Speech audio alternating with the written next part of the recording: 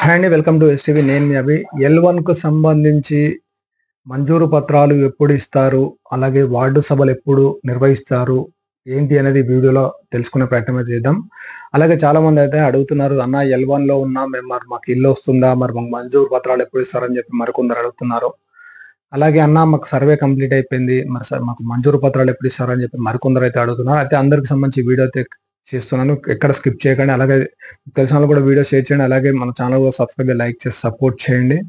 వివరాలకు వెళ్దాం. ఇందిరమ్మ ఇండ్లకు సంబంధించి ఏవైతే మంజూరు పత్రాలు ఉన్నాయో అవి రాబోయే రోజుల్లో ఇంకా దాదాపు ఇంకా 10-15 రోజుల్లో ఈ పంపిణీ కార్యక్రమం ఉంటుందని చెప్పేసి మనకైతే సమాచారం అయితే వచ్చింది. ప్రజెంట్ ఎవరైతే L1 కేటగిరీలో ఉన్నారో, అంటే స్థలం ఉండి కట్టుకోవడానికి ఎవరైతే నిరుపేదలు ఉన్నారో వీరికైతే రాష్ట్ర ప్రభుత్వం అయితే 5 లక్షల రూపాయలు మంజూరు చేస్తాన విషయం అందరికి తెలిసిన విషయమే. అయితే ఇది గ్రేటర్ హైదరాబాద్ లో చూసుకున్నట్టయితే దాదాపు సర్వే అయితే 90% కంప్లీట్ అయిపోయింది. సర్వే కంప్లీట్ అయిపోయిన అందరికి L1, L2, L3 కేటగిరీ అయితే డివైడ్ అయితే చేశారు.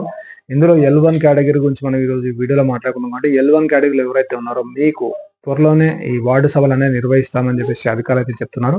ఈ వార్డు సభల ద్వారా మీకైతే ఒక అర్హుల జాబితాని సిద్ధం చేసి మీకైతే ఫైనల్ లిస్ట్ వచ్చిన తర్వాత మంజూరు పత్రాలను పంపిణీ చేస్తారండి. ఇది ప్రజెంట్ మనకు సంబంధించి. అలాగే సర్వే కంప్లీట్ అయిపోయిన వాళ్ళు ఎవరైతే ఉన్నారో, సర్వే కంప్లీట్ అయిపోయినంత మాత్రమే ఇల్లు వచ్చినట్టు కాదు.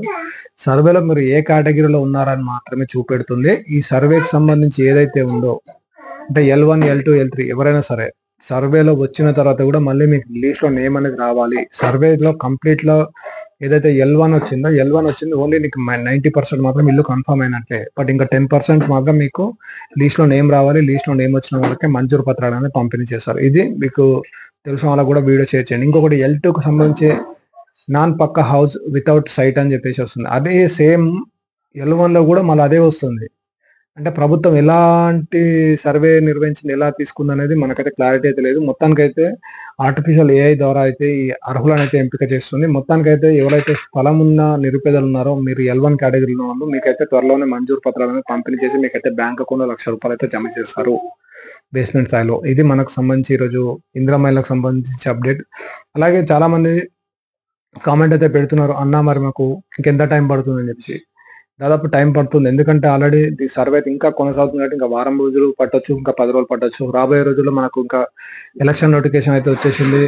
ఎలక్షన్ కోడ్ వస్తే మాత్రం మరి ఈ పథకం ఆపేస్తారా, ఈ సర్వే ఆపేస్తారా ఏంటనేది మనం అయితే చూడాల్సిందే. ప్రజెంట్ అయితే ఈ గ్రేటర్ హైదరాబాద్ చూసుకున్నట్లయితే జిహెచ్ఎంసీలో ఇంకా సర్వే కొనసాగుతుంది కాబట్టి సర్వే ఎప్పుడైతే కంప్లీట్ అవుతుందో అప్పుడు L1 సంబంధించి ఆల్రెడీ మీకు సర్వే కంప్లీటెడ్ అని చెప్పి L1 ఏదైతే ఉందో ఆ లిస్ట్ వస్తుందని, ఆ లిస్ట్ లో నేమ్ వచ్చిన వాళ్ళకైతే ఫస్ట్ విడతలో ఈ ₹5,00,000 మీ బ్యాంక్ అకౌంట్ లో జమ చేశారు. గ్రేటర్ హైదరాబాద్ లో చూసుకుంటే దాదాపు 50% L2 కేటగిరీలోనే ఉన్నారంటే మీరు ఒక అర్థం చేసుకోవచ్చు. దాదాపు 10 లక్షలకు పైగా అప్లై చేసుకున్నారు. అందులో దాదాపు 5 లక్షలకు పైగా L2కు సంబంధించి మాత్రమే, అంటే స్థలం లేని నిరుపేదలే ఉన్నారు. మరి వీరికి రాబోయే రోజుల్లో మరి డబుల్ బెడ్రూమ్ ఇస్తుందా, ప్రభుత్వం ఏం చేస్తుందో మనం అయితే చూడాలి. ప్రజెంట్ ఇందిరమ్మ ఇళ్లకు సంబంధించి టుడే అప్డేట్ అండి.